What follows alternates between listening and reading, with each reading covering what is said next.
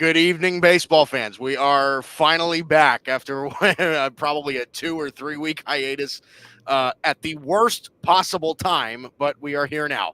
I'm Mike Guido. That's Dalton Brown. This is the Bicoastal Baseball Podcast on the Grid Network, the only exclusive baseball podcast on the Grid Network. It's been a busy few weeks. We're about 2 weeks ahead of the postseason. Dalton, how we feeling, my friend? Yeah, I mean, I'm feeling anxious as a Dodger fan. Like, not a whole lot of positive going on, but I mean, the roster's still pretty damn good, so we'll see. But I'm excited for.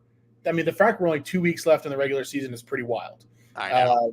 It's hard to fathom that.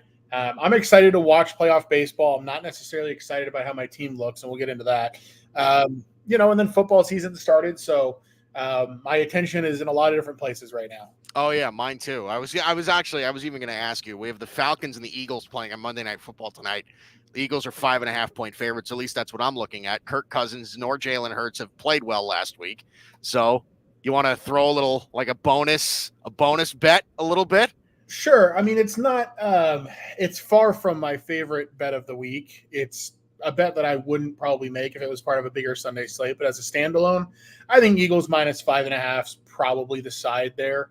The Falcons offense looked pretty listless in their first game. And I think Philly at home, with the way that they can push teams around in the trenches, I think it's the right side, but I don't feel all that strongly about it. And I would not be shocked at all with either side there. Yeah. See, I don't want anybody to ever tell us that we are not an all-encompassing podcast, because we are. See, we cover all bases, even when we're, I guess technically not really supposed to. Anyway, we have plenty of stuff to go over today.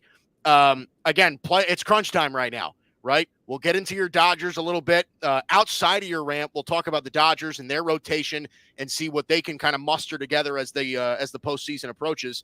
The Braves and the Mets right now are tied. And I listen, here in New York, it's loud. It's very, very loud. Because Met fans, not only do they want to make the playoffs, but the Mets hate the Braves. Met fans hate the Braves. So the fact that they're tied for the last wild card spot makes that pretty interesting. We'll discuss that. Can the Detroit Tigers, of all teams, maybe swoop in and steal a playoff spot in the American League? We'll discuss that a little bit later as well. Plus, again, last bit of the show, Dalton's Hot Corner. Put a little bit more money in your pocket. It'll give you some bets to throw out there. But first, as we always do, we cater to our own fan bases. Sorry, not sorry. Yankees, Dodgers. I know it's a little bit deceptive because he's wearing the Yankee hat today. Very proud of that. I like that a lot. But Yankees, Dodgers, here we go. Okay, let's start with the Yankees here. It very clearly has not been perfect. And again, over the last couple of weeks, it's been a lot of mediocre, whatever series where, you're kind of hoping for more, right? Like this last 4-game set with the Red Sox. I mean, that was a solid series. You get blown out in one game, whatever, but the rest of these are really solid wins, despite them being relatively close wins. But again, over the last few weeks, you're losing 2 out of 3 to the Rangers. You're winning 2 out of 3 against the Cubs. You're winning 2 out of 3 against the Royals. It's a bunch of whatever. They're clearly not dominating, but they're clearly not stinking up the joint. The rest of their schedule isn't that horrible. They have one massive West Coast road trip. They go at 3-gamer at Seattle starting tomorrow. And then they play the A's at the Coliseum, and then they come back home to close the season against the Orioles and the Pirates. But here's the thing. I'll start with the positive here. Where we sit today, the Yankees are in first place in the American League East, right? Because, like I said, they clearly haven't been perfect, but neither have the Baltimore Orioles. So, we're looking at that, and we're all right, we have a 3-game lead in the AL East. We have a 1-game lead for the best record in the American League. Obviously, we don't have all the pieces together, but it seems like nobody else does. And I feel like that's kind of been a theme of our show for the past couple of months. It's nobody is really dominating baseball, and that includes the Yankees, and it actually kind of favors the Yankees in that respect. So with 2 weeks to go, I like the position that we're in. I don't think that you can't. Finally, the Yankees bring up Jason Dominguez. Like that was something that I think was a long time coming. He was raking in AAA. And usually, like when a guy gets a big league taste and then he goes back down to the minors and plays for a little bit and rakes, the guy belongs in the majors. Like he's already conquered that level. It's time to bring him up. He hasn't played well. I'll say this. He has not lit up the league like he did last year when he came up, but he's an electric player. I mean, I think that, he's one of those guys that is going to get better, especially as he gets older and just gets more at bats. You can't give him really anything to hit. So I think he just makes that Yankee lineup longer because look, like, what are you really doing? Like, do you feel more confident in Dominguez or Alex Verdugo at this point? And I think the answer is pretty clear. And again, speaking to kind of like the length of that lineup, I'm starting to feel pretty good about that, Dalton. Like I'm looking at like Gleyber Torres, as much as I bash Gleyber Torres more than anybody in baseball media, the guy's kind of found a home in the leadoff spot, at least for the time being. Like he's actually played well in that spot. Juan Soto and Aaron Judge are great. Austin Wells is like a god at Yankee Stadium right now. That dude is playing so well for the last like 2 months or 3 months. Like he's really quietly been like one of the best, and maybe not even quietly, but been one of the better catchers in baseball for like half a season. Stanton and Chisholm are both above league average OPS. You add Dominguez to that mix. If Anthony Volpe gets hot at a certain point, like this lineup starts to get pretty long, and a lot of dynamic stuff. The bullpen is the major issue. This is the negative, right? Clay Holmes officially out as the closer. And I think it's time to do that, right? Led the league in blown saves. You were getting to a point where you were feeling more confident that he'll blow a save than he would actually save the game. They've put Luke Weaver in that role, and he's embraced it. Like I hope that works out. But that's my worry.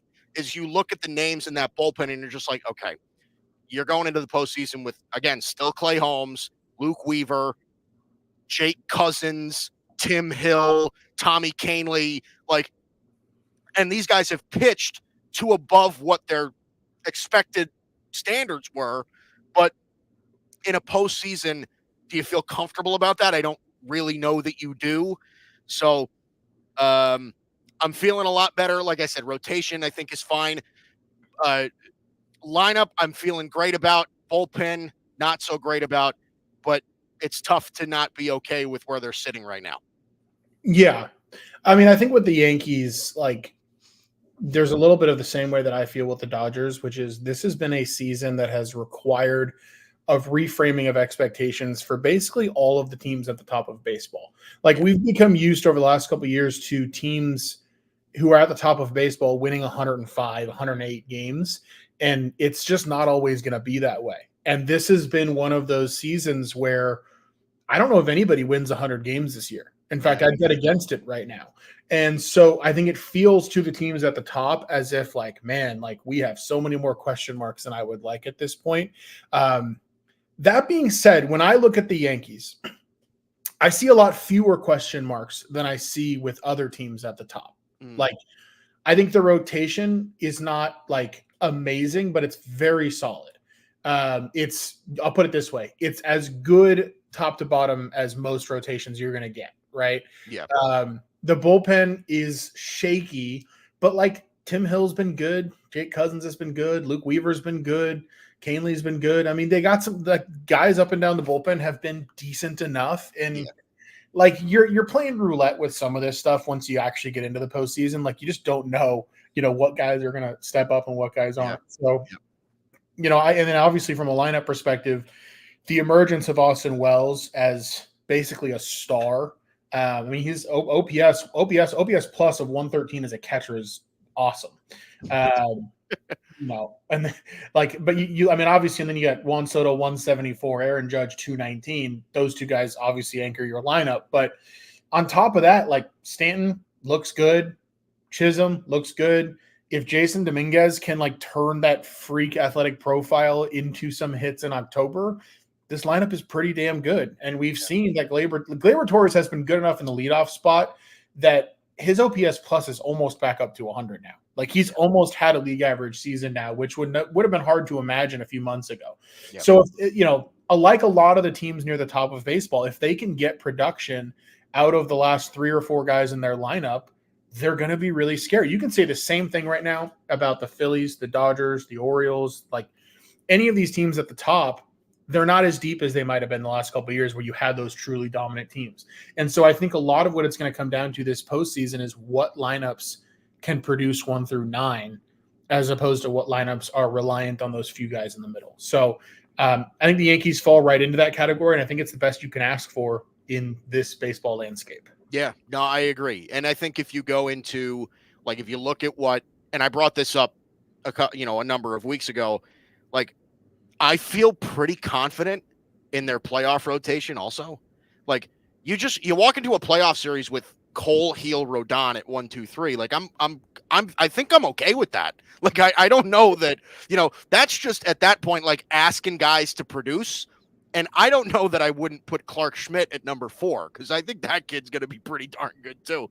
But yes. And speaking of, if you can get Anthony Rizzo to a point where he's just like not terrible, like, okay, now you got an 8 spot. Like it's all coming. It's seeming to come together in some ways. And they have the pieces to do that, especially in this baseball landscape. Okay. Dodgers. Here we go. Yeah. It's been a lot of, like, over the last couple of weeks since we last did this, like, they've been hot, they've been cold. I think obviously what's continued to be the story of the season is the number of starting pitchers that are just ending up on the shelf.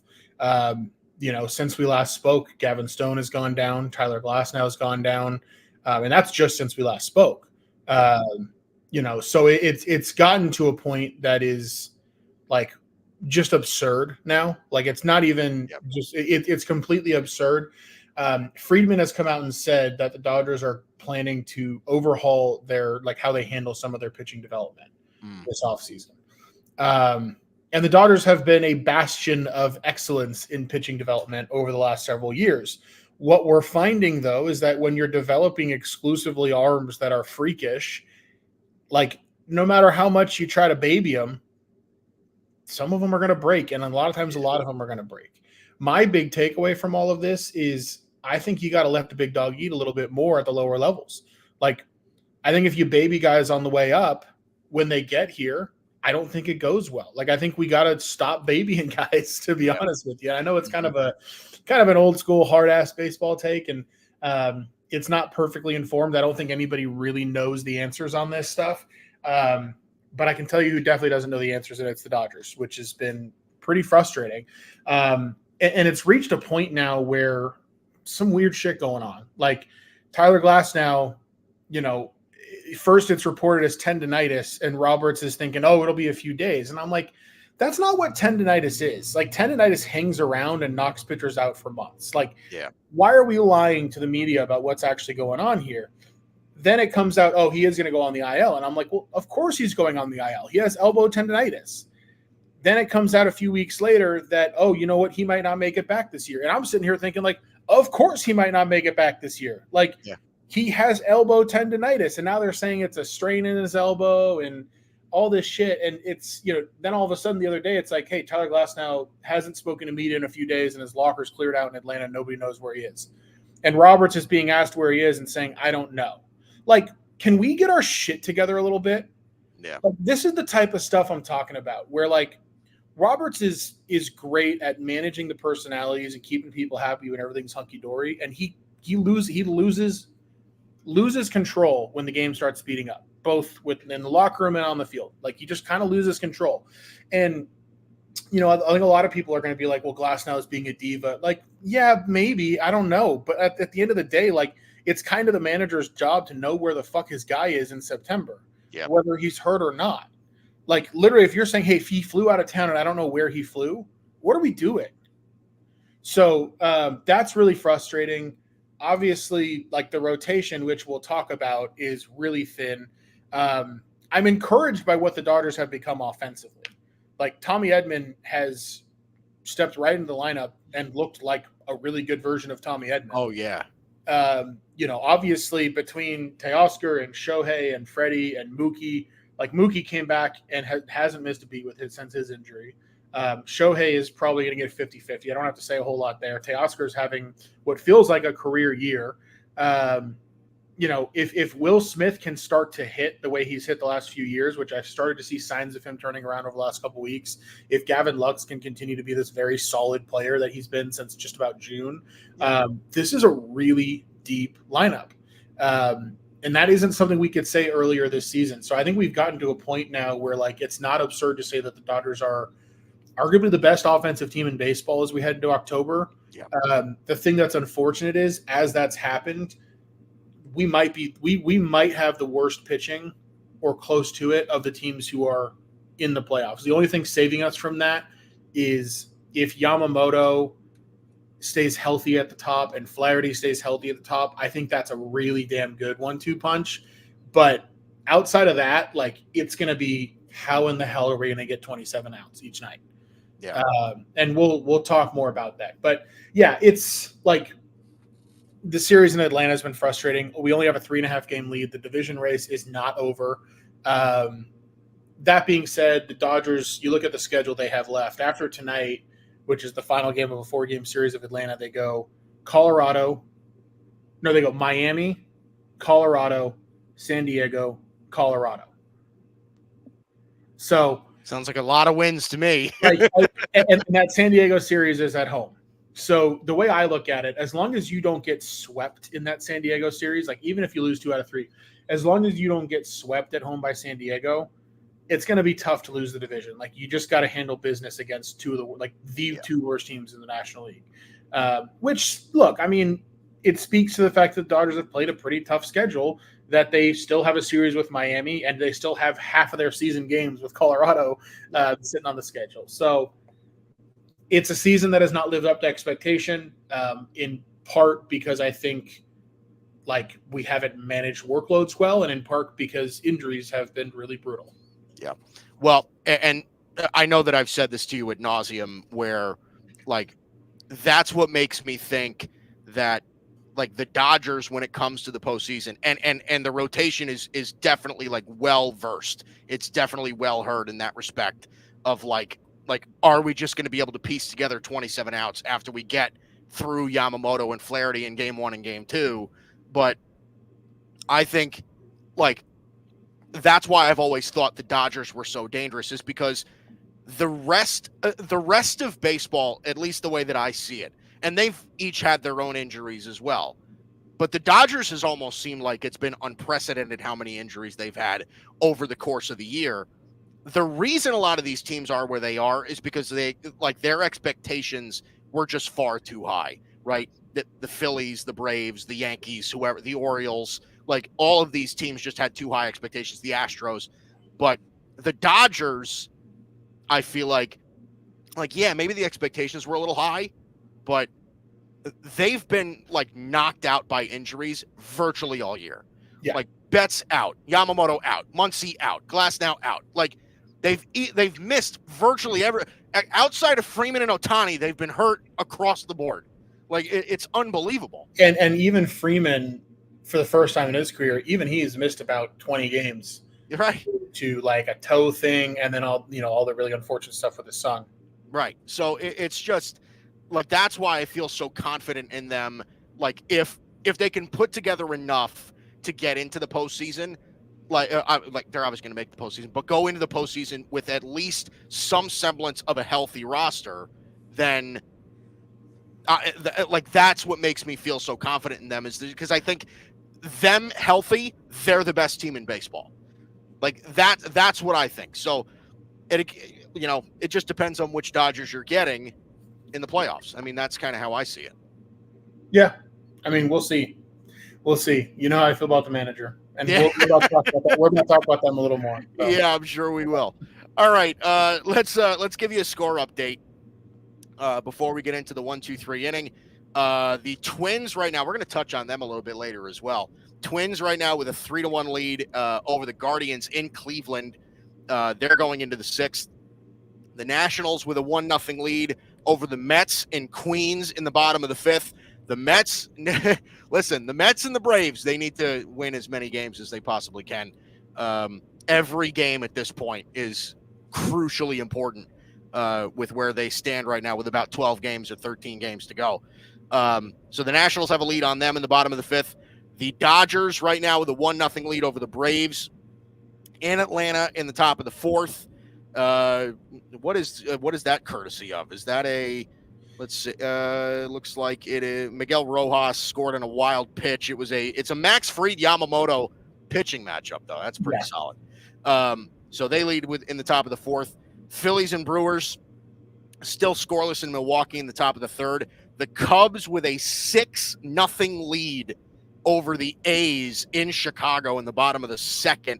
Right now, Joey Estes gave up 9 hits and 6 earned in 1 inning against the Cubs in Chicago. Just absolutely bludgeoned in that game. So that one's a little out of hand. Tigers and Royals still scoreless heading into the bottom of the 3rd in Kansas City. And then bottom of the 3rd with the Pirates and Cardinals. They're scoreless right now. Like I said, in the bottom of the 3rd. And then again later tonight, the Arizona Diamondbacks, Colorado Rockies in Colorado. Merrill Kelly getting the start against Antonio Senzatella. Antonio Senzatella has not had a start this year. This is the season debut for Antonio Senzatella. White Sox and Angels, that crucial game, meaningful, playoff implications. White Sox and Angels with Jonathan Cannon and Reed Detmers on the bump for there. That's in Anaheim. And then the Astros and Padres, Spencer Arrighetti, Yu Darvish on the bump for that one. That's in San Diego later tonight. So let's head into the 1-2-3 inning. First out, the Dodgers rotation. And again, we touched on it a little bit before, but this is a rotation that has obviously been decimated by injuries. Glasnow, River Ryan, Gavin Stone. I mean, the list goes on and on. Yamamoto just coming back from injury. They acquired Jack Flaherty at the deadline. I think right now, Dalton, you were saying it before, you kind of feel confident in that going into the playoffs as a 1-2 punch top of the rotation in a playoff series. If they're healthy. If they can remain healthy. Right. If they can remain healthy. The question is, what do they do game 3, game 4, especially in a 7-game set? So Dalton, let's talk about this. The Dodgers rotation, what do you think they can piece together? How do we feel about this going into the playoffs? So I think at this point, you have to hope that Yamamoto and Flaherty stay healthy. And you have to hope that Flaherty can eat some innings. Because Yamamoto, I still don't think is going to be in a position where the Dodgers are going to want to push him to eat a ton of innings. Right. And so, like, if you can get a solid 6 out of Flaherty in a game 1, yeah, a solid 5 out of Yamamoto in a game 2, I'd feel good about that. Now, our bullpen is a whole other, mess that I don't want to even get too deep into. But, looking at some of these other guys, I think right now the number 3 starter's got to be Walker Buehler. And it's tough because Walker Buehler has been kind of a disaster. He's walked 4 or more batters in 4 consecutive starts. I don't think he's somebody who we can really rely on to pitch deep into a game at all. The way I think the Dodgers ought to approach that is you tell Walker Buehler, give me your best 4 innings. And I think what's going to be interesting to see in the postseason is I think behind him, you're going to have a flurry of guys that are starters that are not going to be built all the way back up. There's a chance Gavin Stone pitches in the postseason. There's a decent chance Clayton Kershaw pitches in the postseason. There's a decent chance Tony Gonsolin comes back and pitches for the first time in the postseason. I think the way you go about this is, if you're the Dodgers, is in game 3, you tell Walker Buehler, go out there and get us 4. And then maybe we're going to go to Landon Knack for a couple innings, or Clayton Kershaw for a couple innings, or Tony Gonsolin for a couple innings. And I think ultimately game 4 is going to have to be a bullpen game. So maybe you'll hold Landon Knack back. You let him start game 4. Obviously, if Bobby Miller can like learn to locate his pitches again before the postseason, that would be massive. Because with him, the stuff is still there. He just doesn't. He had no clue where it's going, and so he's either throwing the ball down the middle and giving up homers, or he's walking guys. Right. So I think like if Walker Buehler can give us a start like he did last night, where he goes 6 innings, gives up 1 earned. I mean, the 5 walks were not ideal, but he worked around them. Like an outing like last night would be great, right? I think realistically, though, if he can get us an outing like he did against Baltimore, where it's like 4.2 with a run, we just have to get somebody out there in game 3 that's not going to blow up. And part of that for me is I almost think, and I was talking with a couple of my buddies about this, and they think I'm nuts, but the way I think you do it, you have Walker Buehler start the game on the mound. In the first inning, as he starts the game, I would have Landon Knack and Bobby Miller pitching in the bullpen as he starts the game. 3 batters in, if he's walking guys and he doesn't have it, I'm pulling him immediately and going to Landon Knack. If Landon Knack comes in and doesn't have it, I'm going immediately to Bobby Miller. Wow. And it's very unorthodox, but the way I think the reason I would like to approach it this way is the bet that you're then making is one of my 3 guys is going to find it in this game. Yeah. And I'm going to minimize the damage if I guess wrong to start. I think the best starting guess right now is Buehler. But that's how I would go about it. And if Buehler has it, awesome. You ride Buehler as long as you can. And then I think you start Knack in game 4 with a short leash behind him too. But I think this is going to be a weird postseason for the Dodgers pitching wise. Like I think you're going to have 2 games where you're going with a traditional starting pitcher. And I think everything outside of that is going to be whoever the hell can get a few outs. Yeah. You're going to look like in game 4 of a series, you're going to look like the Tampa Bay Rays real fast. Yeah. It's really going to be an interesting thing. The other thing I want to touch on, Mike, because you heard me say it a few weeks ago. I knew you were going to bring it up. I was going to bring it up if you didn't. Yep. The rumblings are starting. I promise you Shohei Ohtani is going to pitch this October. It's going to happen.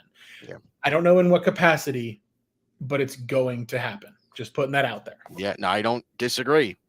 Especially where the Dodgers are, like in this scenario where they just like they can't piece together enough arms to confidently go into a postseason series. Yeah, I don't know that I disagree. And you bring up an interesting theory when it comes to Landon Knack, Bobby Miller, and Walker Buehler. Like, okay, you have Walker Buehler start the game. You got Miller and Knack going in the bullpen. Buehler doesn't have it. Okay, he starts game 4. Like, I think that's something that you can kind of work in. Is that okay? Like you bring in Walker Buehler, he throws whatever 23 pitches, walks 3, whatever, and you're just like, okay, like he's available for tomorrow, even if it's not to start. He's available for tomorrow.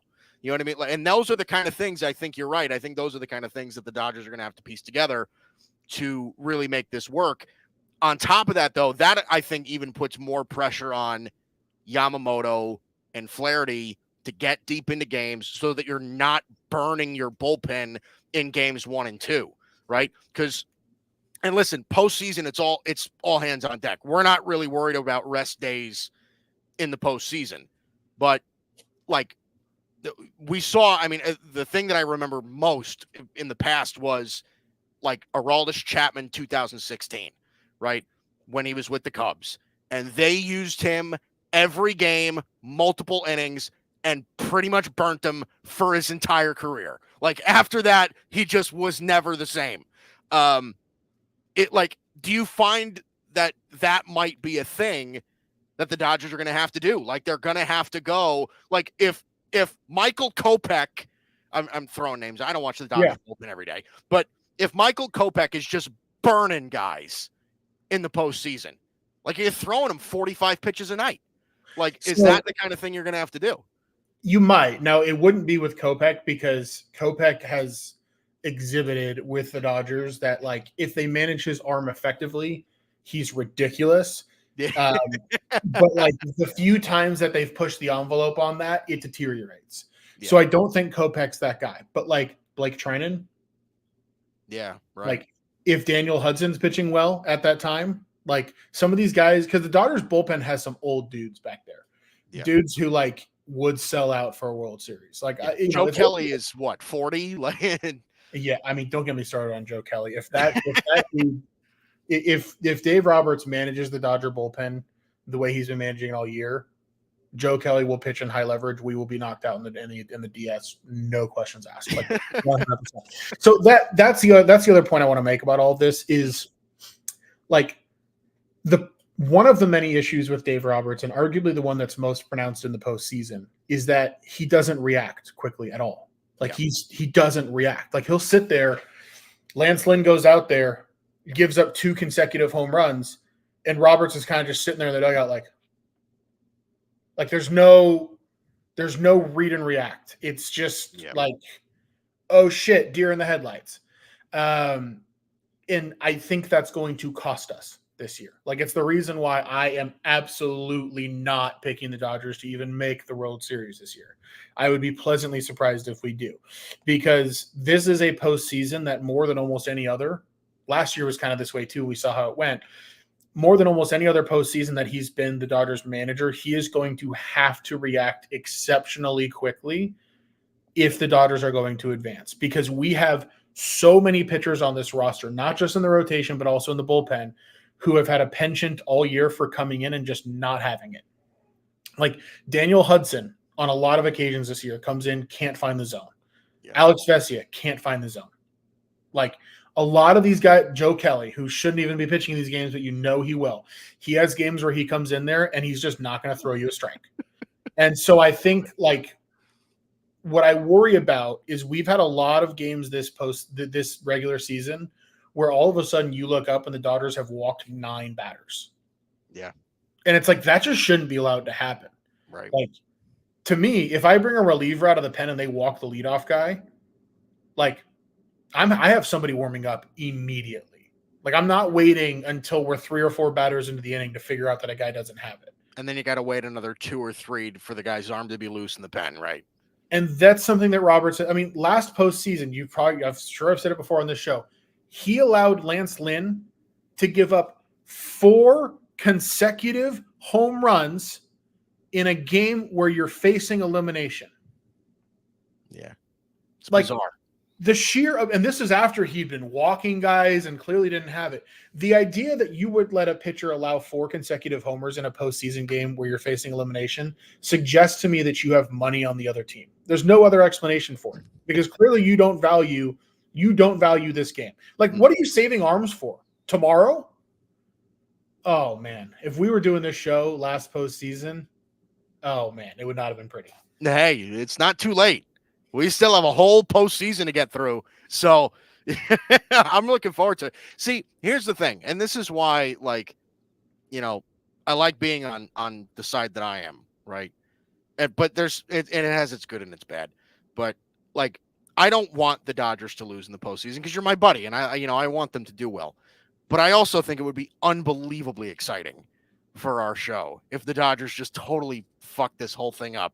We're going to see Joe Kelly in an 8th inning in a 5-4 game where the Dodgers are leading, and I'm just going to get text messages from Dalton like, "What the hell is Dave Roberts doing?" It's going to be great. I think it's going to be fantastic. He comes up with a new way to blow my mind every year. So what will it be this year? What will it be? What will be the new thing this year? He'll pinch hit for Shohei Ohtani this year or something. Because Ohtani's tired or something. I don't know. Yep. Let's go to the second out. So staying in the National League, the Atlanta Braves, New York Mets right now tied for the last spot in the wild card. The Padres right now 3.5 spots up, 3.5 games up. Diamondbacks 2 games up.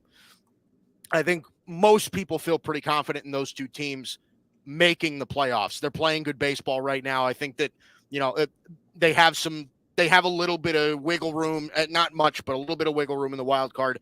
The Mets and Braves really seem to be kind of fighting for that last wild card spot. Here's the thing. I'll give you who I think gets in.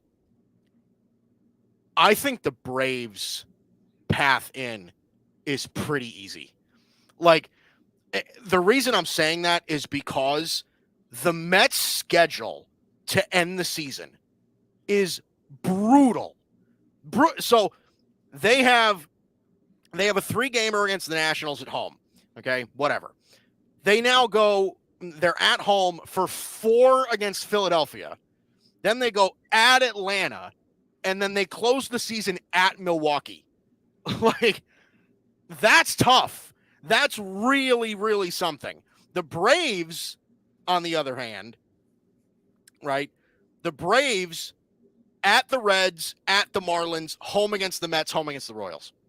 Like, this next week for the Braves is like, that's make-up ground time. You get to play the Marlins while the Mets have to play 4 against the Phillies. Like, it's not fair. Like, it's not even a fair fight. So that's what I think. I'll go to that extent before I let you go. Atlanta Braves, that's my pick over them over the Mets in the playoffs. I live in New York. I'm going to get bludgeoned. What's your take? I think you're absolutely right. Here's another perspective to look at it too. Which one of these organizations do you trust under pressure? Atlanta. Right? And I think the first thing that's going to happen is this week, Atlanta is going to beat up on Cincinnati, and they are going to beat up on Miami. Yeah. And then they are going to come home to 3 nights at a sold-out Truist Park that's going to be in full playoff mode for those games against the Mets. Yeah. I think the Mets are a candidate for – I don't want to use this type of language on the show, but I think they're a candidate for the tightening butthole. Like, I think it's kind of just part of the fabric of who they are. And I think we're already seeing it. Like, they lost the last 2 games in Philadelphia, couldn't hit a lick yesterday, and Jake Irvin has completed 6 scoreless innings in New York tonight. Like, this is where the Mets, I think, are going to start to met. Like, I would not be shocked if Mitchell Parker shuts them down tomorrow. Like, this is where I just you kind of know who the Mets are, and they're about to show you who they are. Yeah.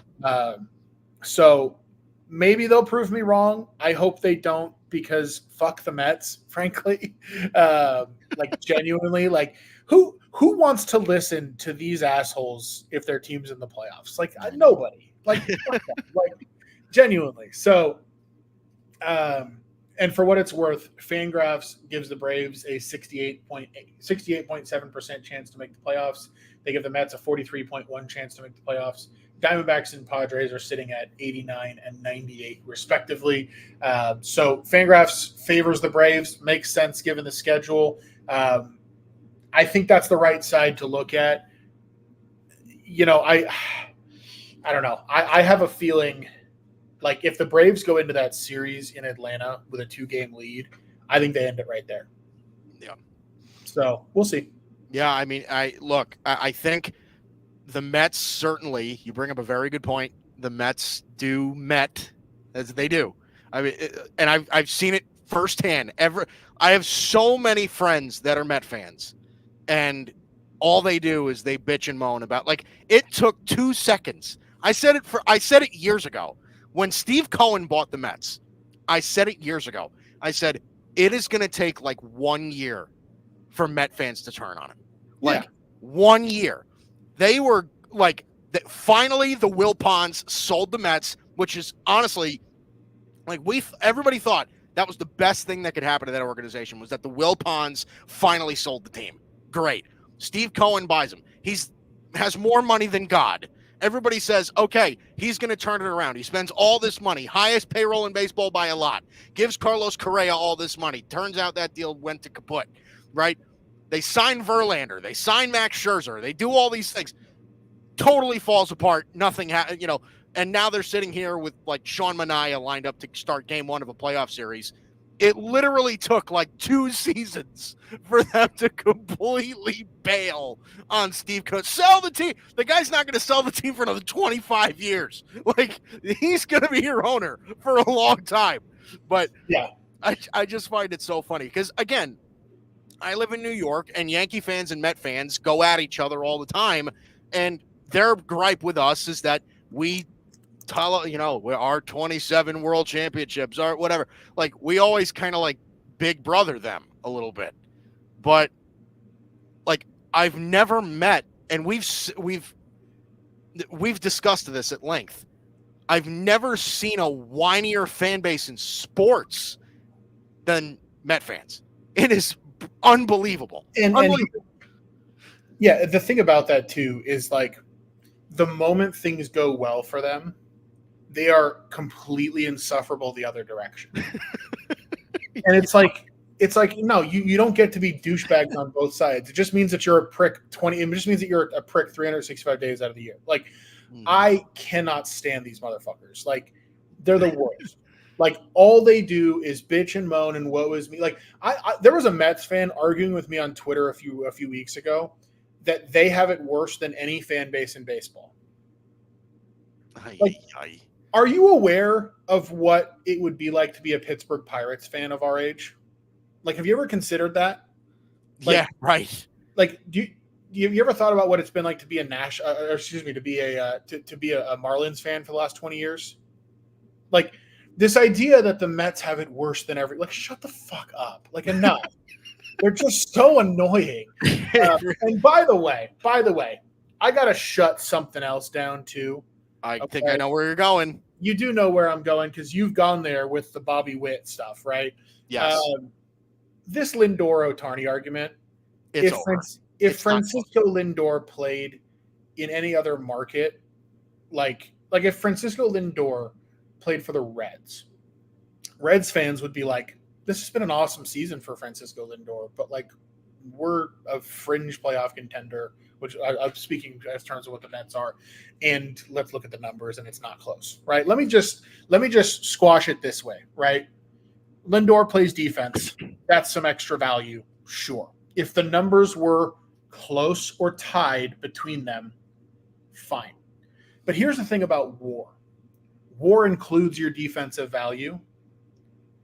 What I'm seeing is Baseball Reference WAR 7.4 to 6.6 in favor of Ohtani.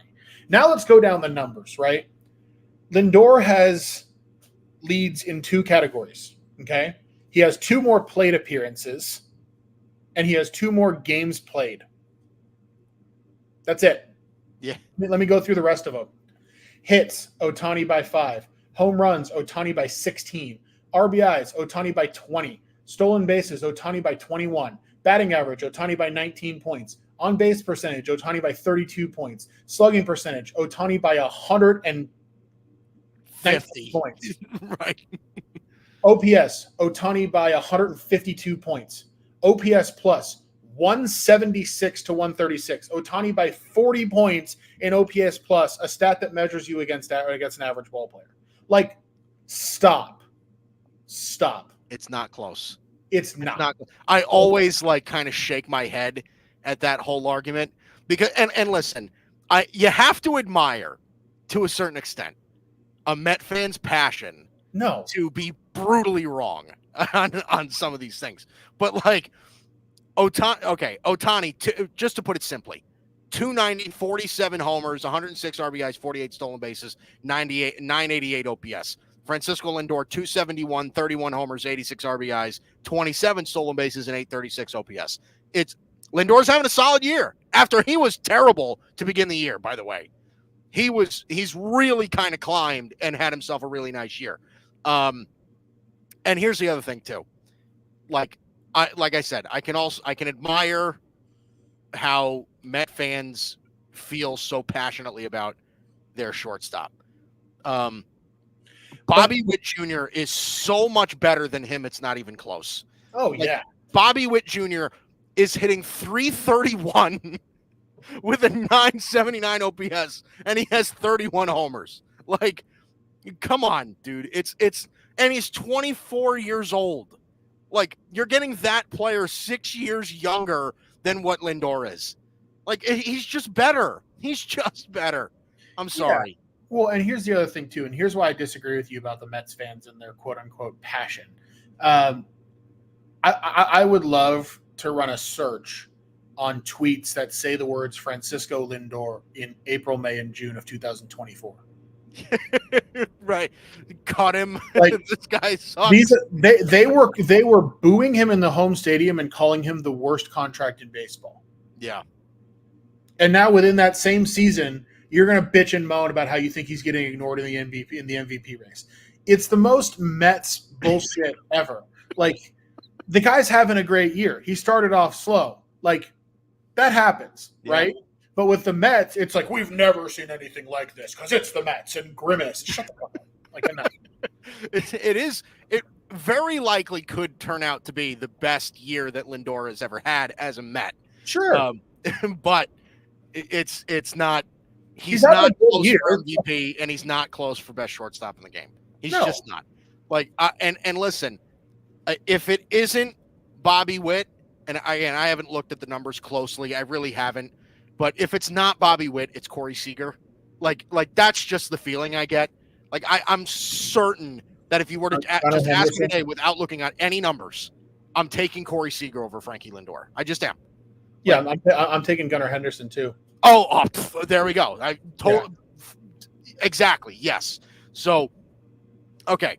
Shall we end it there? I think we're good. Braves over the Mets. Lindor is. I don't even want to be as disrespectful as to say Lindor is overrated, but that's Met fans overrate him. Yeah, he's had a great year. He's had a great year. I'll give him that. Yes, he has. Okay, let's go to the third out. So, where we're at right now in this race, and to be honest with you, when I looked at this a few days ago, I was like surprised. I really, really was, because we had talked about a few weeks ago, like, we kind of feel like the American League is set in stone, right? We were surprised that we were going to see like 3 AL Central teams in the playoffs, right? Because we would have never even guessed that. And we thought, if there's any team with an outside chance to get in, it's probably the Red Sox, but not really anymore. Like, that's not really how we see it now. The Red Sox right now, 4.5 games back of the wild card. The 2 teams ahead of them right now are the Tigers and the Seattle Mariners. They're 2.5 games back of the Twins, who hold that last wild card spot. Now, specifically, when you threw these topics my way, you specifically brought up the Detroit Tigers. Now, this is a young team. I think that a lot of people had expectations of them as, okay, this is going to be a growth year for them. We're going to see a lot more of, we're going to see if guys like Spencer Torkelson and Riley Green and Parker Meadows and Colt Keith and guys like that, if they can take the next step in development, and even with their pitching, right? Casey Mize, Reese Olson, guys like that, Matt Manning, are they going to take the next step with Tarek Skubal leading the way? What do you make of this whole scenario? Do you think that we could possibly live in a world where the Detroit Tigers maybe swoop in and steal a playoff spot? So it's unlikely, partially because they're already down, I think, 2.5 games. And, the aforementioned Bobby Witt Jr. just hit a grand slam. And so they're down 5-1 tonight while the Twins have a late lead in Cleveland. So if the Twins win tonight and the Tigers lose tonight, those chances get even lower. Yeah. But there are two sort of things I want to touch on with this. The first of which is, number one, if this is close going into the last weekend, and the Twins do have a tough schedule, the Twins still have 4 in Cleveland this week. Like, if they were to lose 3 out of 4 in Cleveland, this can get interesting pretty quickly. Yeah. And if it's interesting going into the final weekend of the season, you're going to have the Twins playing the Orioles while the Tigers play the White Sox. Yeah. So if they're within 3, you have a shot, because the Tigers, with shit on the line, I think sweep the White Sox. Yeah. Which is going to put some pressure on the Twins. Now, look, I don't think this is very likely to actually be an issue. Like, I realistically think the Twins are in a good position and should take this playoff spot. But I do think from a Twins perspective, like it's pretty ugly that you're not really in a position to win this division, and that B, you're not really in a position to come in second in this division. You're in more of a spot where now it's like, are we going to make the playoffs? Like the Twins being 9 games over 500 right now is not a great look. Like just in terms of the roster that they came into this season with. Like you and I talked about it early in the season, how like they were the clear best team in this division. Oh yeah, you and I both said that they were clear favorites for that division. Yeah, and like the Twins are not the type of team that likes to go out and make big splashes at the deadline or in free agency. They like to really develop and then make a few signings around the outside. I think the Twins are going to need to like make some changes this offseason. And I'm not saying like fire Rocco Baldelli or make change, but I think they need to really reevaluate, like, is going into another season of relying on Royce Lewis, Carlos Correa, and Byron Buxton the right thing to do? Because don't get me wrong, those 3 guys are pretty awesome players. And when they're all playing at once, the Twins are really good. Like, they're really good when all those 3 guys play, because they've gotten great seasons from like, Willie Castro, right? Like some of these other dudes have been awesome for them. But I think if you're the Twins, like, you have to be willing to make a little bit of a splash this next offseason. Yeah. Because you're not going to get those 3 guys healthy for a full season. It's just not going to happen. So you got to stop relying on it. So that was part of why I sent you that topic, is because I thought it was a good segue into talking about like, hey, Twins, let it be a wake-up call for you that you're sandwiched right there between the Royals and Tigers at the end of the year, because that's not where you were supposed to be. And I get it. The Royals have been good, but that's not where you were supposed to be.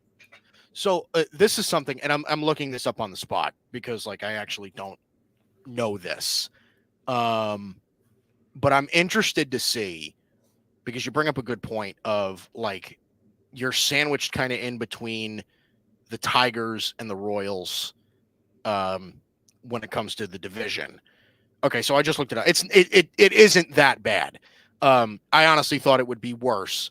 I was looking at their payroll. Minnesota's right now 19th in payroll. Kansas City is 20th. Detroit is 26th in payroll right now. So they're first in that category, but it's not by a large margin. The Twins are right now right at about 130 million in total payroll.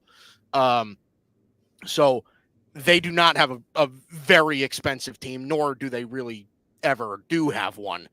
But you're 100% right. We looked at this roster and we're just like, look, like it's very clearly like what we're seeing. And I can even pull it up from what we saw earlier on was, let me see if I can find it here. Here it is. So here's what we had, where we had the Twins, and obviously things have changed.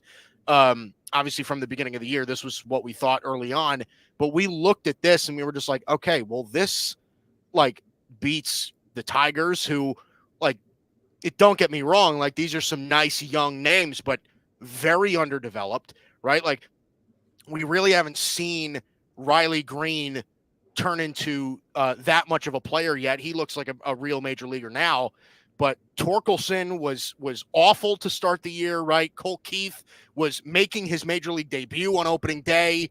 Like Javi Baez was a disaster. Jack Flaherty is no longer on the Tigers. Like we're looking at this and we're like, okay, like this is a division that is more than winnable. And the Royals, we could even make a stronger case for that, because we looked at this roster and we're like this lineup that we're looking at right now, like this isn't going to last the entire year. Like we feel pretty confidently about Bobby Witt Jr., Salvador Perez, and Vinny Pasquantino being kind of cogs in this lineup, but everybody else could be moved or sent down or something throughout the course of the year.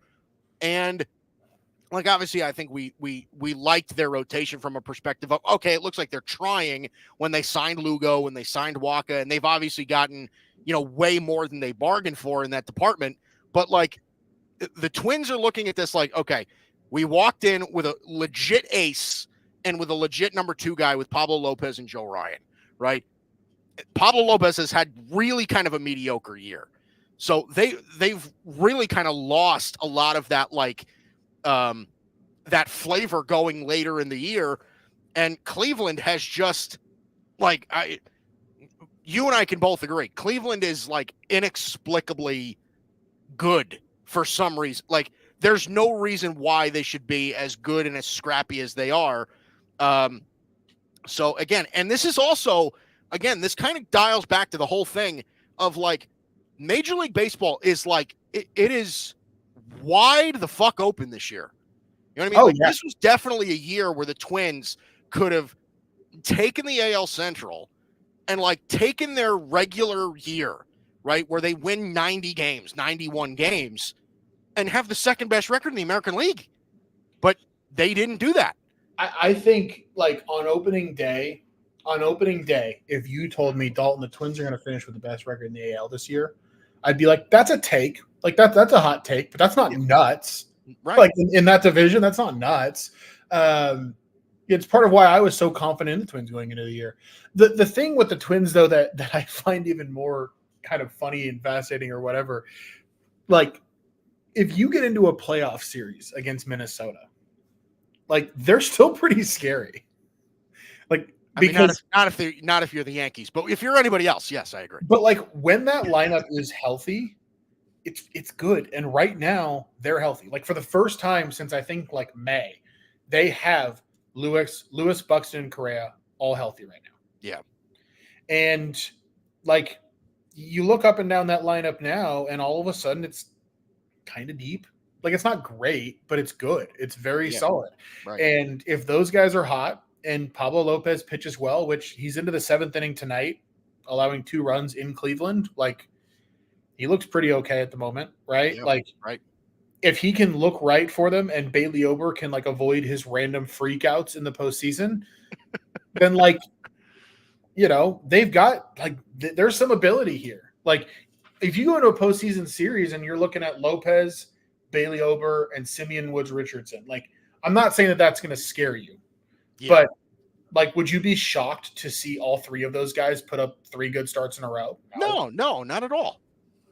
No, it's a solid roster. I mean, you touched on it before. I mean, especially in that lineup, like especially when they're healthy. Like Carlos Correa he rocks. Like Carlos Correa is a really, really good player. Royce Lewis, when healthy, and he hasn't put his best foot forward this season, really. But again, a lot of this season he spent hurt. He's barely played. Royce Lewis is a really damn good player. Oh yeah, that dude rakes. So, like, you get all of these guys like ready to go. Like, yeah, that's not a lineup that you want to see. Like, there's definitely lineups that are worse going into the postseason or playing worse going into the postseason. Like Ryan Jeffers is solid. Willie Castro is solid. Like, you got guys in this lineup that can play, and you know there isn't like a true, like, you look at some lineups in the major leagues and they're like, once you get to the bottom of their order, it is just dead. The Twins don't have that. Like, they have guys that can kind of, you know, that can hurt you on any given day. I mean, here's what impresses me, right? When I look at their roster just in general, it's a long list of dudes who have an OPS plus of over 100. Like, obviously, Correa 149, Buxton 138, right? Like, those are the ones that stick out. Royce Lewis 124, Matt Wallner rakes. Like, big donkey, but this kid hits the hell out of the ball. OPS plus a 147 over about a half season's worth of at-bats. Like, that's a dude you got to contend with. Trevor Larnach, 367 at-bats, OPS plus of 115, 15 homers out of him. Like, these are dudes down near the bottom of their lineup. Like, Jose Miranda, OPS plus 117. Carlos Santana, 113. You mentioned Ryan Jeffers, 109. Willie Castro's been an above-average player. Like, if this lineup is hot going into a postseason series and Pablo Lopez goes out and shoves in game 1 of a wild card series, like, I mean, I'm like, they've got demons in October that they have to slay. But like, if we look away from those for a second and we just look at like some of the ability here, could be fun. Yeah. Well, honestly, for the Yankees' sake, I hope the Twins make it through the first round of the playoffs. We get a nice matchup with the Twins, a nice easy trip to the ALCS. Because it doesn't matter how good the Twins are, right? The Yankees just simply own the Twins, and And it's a shame too, because I like the Twins. I wish we owned somebody else. I really do. I wish we owned like a team I didn't care about, like, the Angels or something. I don't know. But I wish we owned somebody else. The Red Sox would be great. But all right. That does it for the 1-2-3 inning. We'll give you another score update right here. So bottom of the seventh, the Twins right now with a 3-2 lead over the Guardians. The Guardians have kind of narrowed that lead. Bottom of the eighth, Nationals still on top of the Mets, 1-0. A really solid start for Jake Irvin in that game. And again, Sean Manaea, Sean Manaea has been really good for the Mets this year. Like that is something that I have to give. Sean Manaea has been really good. 164 innings. He's got a 3.3 ERA. Like, he's been really, really solid. Kind of going back to what people thought of him back when he was with the A's before he hit the Giants. But again, Nationals with a 1-0 lead over the Mets. The Dodgers with a 3-0 lead over the Braves in Atlanta in the bottom of the sixth. Listen, Yamamoto, 4 innings, 4 hits, none earned. He had 3 Ks. Kind of easing him back, but some really quality innings right now for Yamamoto in that start, and a big start. Yeah, he looks really good. First 2 starts back, I think, are everything we could have hoped. Obviously, he hasn't given up a run yet, so it's hard to hope for more than that. But yeah, no, he's been awesome. He really has. So yeah, they're definitely exciting. So Dodgers with a 3-0 lead over the Braves. The Brewers right now lead the Phillies in Milwaukee in the top of the fifth. They lead 3-0. The Cubs with a 9-2 lead over the A's in Chicago in the bottom of the fourth. The Royals with a 5-4 lead over the Tigers in the top of the fifth. Tigers kind of coming back here in that game. They've had a nice fifth. Colt Keith with a 2-run homer in that game as well. Again, they're fighting for that playoff spot. And again, these are those division games that are going to mean a lot. Even for the Royals, too, when it comes to just playoff seeding and everything like that. I mean, things can change in the next 2 weeks. But the Royals right now still on top in the top of the fifth. Cardinals with a 1-0 lead over the Pirates in St. Louis in the top of the sixth. And the Diamondbacks are out to a 2-0 lead over the Rockies in Colorado in the top of the second. And then again, later tonight, White Sox, Angels in Anaheim, and the Astros and Padres in San Diego. Spencer Arrighetti and Yu Darvish on the bump for that one. Okay, so Dalton's Hot Corner. What do we have for us? Put some more money in our pocket, bud. Yeah, looking at tomorrow night, pretty straightforward handicap. I think tonight's matchup between Darvish and Arrighetti is very interesting. I don't know where it's going to go between the Padres and Astros, but I really like the Padres tomorrow night. I think the Padres are every bit as good as the Astros right now, and I think that they are playing for a little bit more. Yeah. I think the Astros are a little bit more comfortable right now, and I think San Diego is kind of playing with their hair on fire and kind of has to. And tomorrow night, you're getting Michael King at -110 with the best bullpen in baseball behind him. I mean, Michael King hasn't had an ERA over 3 in a month since April. Like think about that. I miss him so much. May, June, July, August, September, every single month, an ERA under 3. He has been, bar none, one of the best pitchers in baseball, and he's followed by one of the best bullpens in baseball. And even outside of those 2 categories, I think the Padres are just as good as the Astros. So, look, Hunter Brown's pitched fairly well. Got hit around in his last start by Oakland, though. I just think the Padres should be favored here. Like, I think the Astros are getting a little bit too much name brand respect in that game. Realistically, I'd make it like Padres -140, and we're getting Padres -110. So it's a pretty straightforward money line play on a home team that I think should be favored in that game. So that's where I'd want to go in that one. Well, listen, there are things that we both speak glowingly about with the San Diego Padres in respect to that matchup as well. I love Michael King like he's my firstborn son. I miss him so much. And I understand that he got us Juan Soto, but that really hurt. Michael King being the headliner of that deal really, really hurt me because I knew that kid was going to be really good. But also, that bullpen in San Diego is going to be a problem. that is going to be a problem in the postseason. And we kind of dogged them a little bit. We made fun of them a little because they gave up a lot to get a bunch of rental bullpen arms, but it very easily could pay off for them in October. Yeah, I mean, look, if they win a World Series this year, they should laugh back at us, right? Like That's at that right. point, the ends 100% justify the means. Like I stand by the fact that I don't think it was great process. Like I don't think that that's a great thing to be in the habit of doing. But like we talked about back then too, AJ Preller needs to win now. Needs to win now. And so if that's where you're at, going out and acquiring the hottest bullpen arms around and giving up everything to do it is what you do. Now, I think that this is not a great thing for the 2026 Padres, the 2027 Padres. I think they might be a little bit of a mess. But the 2024 Padres are damn good. And I think the 2024 Padres have as good of a chance as anybody in baseball to win the World Series, legitimately.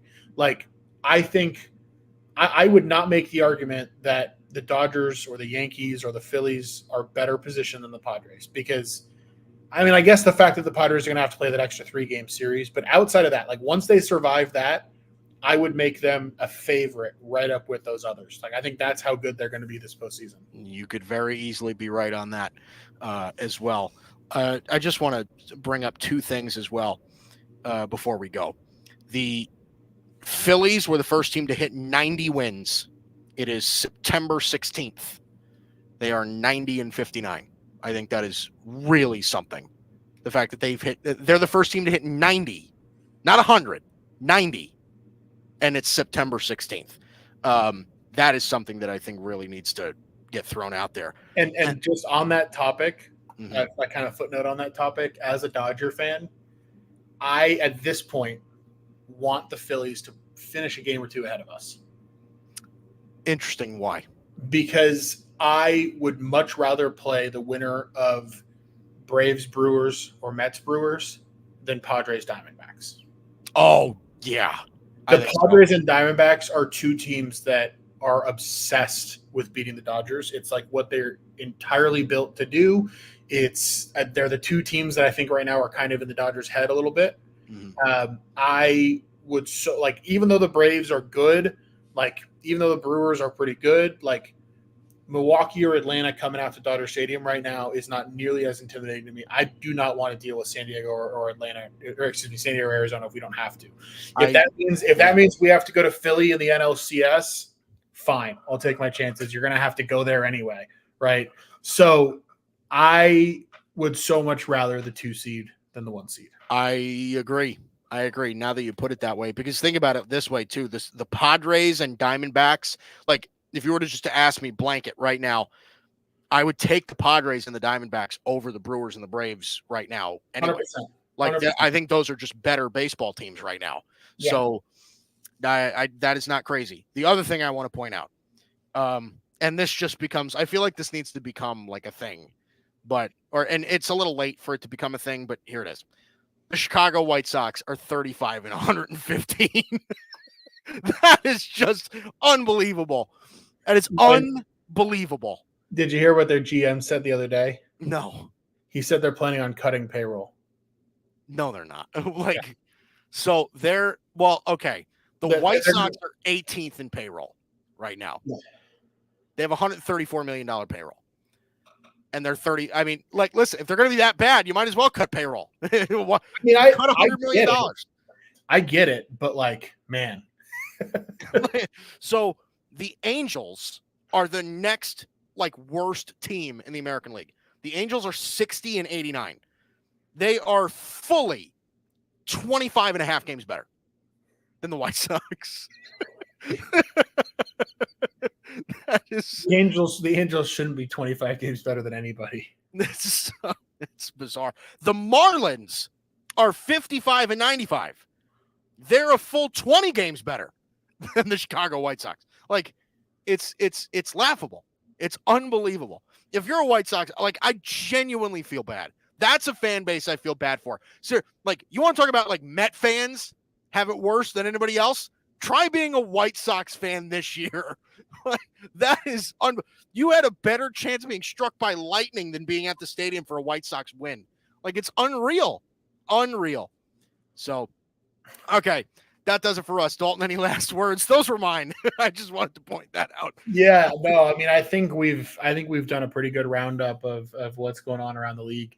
I would really like to see the Dodgers finish off a win tonight in Atlanta and salvage a split in that series because, after that you get to go to Miami and then you get to come home and play Colorado. So just come up with a win tonight and then let's go beat the hell out of some bad teams. There you go. All right, that does it for us. That's Dalton Brown. I'm Mike Guido. This is the Bicoastal Baseball Podcast on the Grid Network, the only exclusive baseball podcast on the Grid Network every Monday night, and I mean it this time, every Monday night at 8 o'clock Eastern. We will see you next week.